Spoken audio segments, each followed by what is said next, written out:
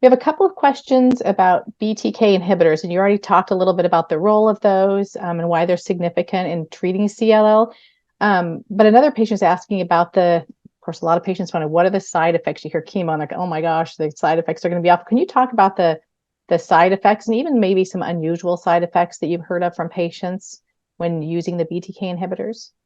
Sure, absolutely. And so again, really important. These are things that as we maybe anticipate patients are going to start treatment, this is a long discussion of deciding between treatment. For example, as first treatment, there's no trial saying one path is necessarily better than the other. So we try to individualize choosing between BTK inhibitors or that venetoclax-based therapy I mentioned.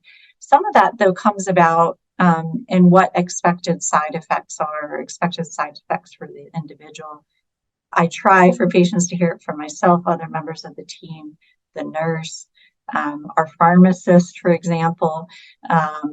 And so patients shouldn't feel overwhelmed to keep asking about what to expect or new side effects.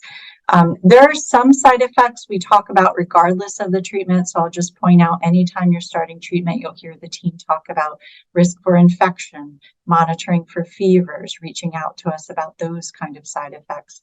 Lower blood counts, that can happen regardless, not specific to BTK, though it can happen there as well. There's some specifically, though, with BTK inhibitors we ask patients to watch out for. Some BTK inhibitors can cause some cardiovascular side effects, meaning watching out for funny beating of the heart or what we call palpitations, skipped beats. There can be arrhythmias. Some patients can have with time elevation in their blood pressure, for example. And then risk for bleeding, meaning BTK inhibitors affect how the platelets stick together, similar to what aspirin does. So the platelet levels may be normal, but patients might have easier bruising, just generally manageable. But if there's any kind of bleeding, certainly the team should be aware. It's also the reason, though, if on a BTK inhibitor and you have a planned surgery or procedure, let your team know, because we may recommend, or a lot of times recommend, holding the medication before and after certain surgeries.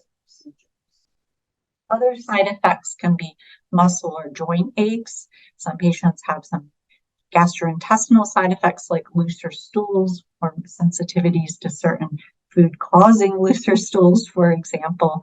And then there are some that are specific to the individual BTK inhibitor. This is the one point I'll mention, that first generation BTK inhibitor, ibrutinib.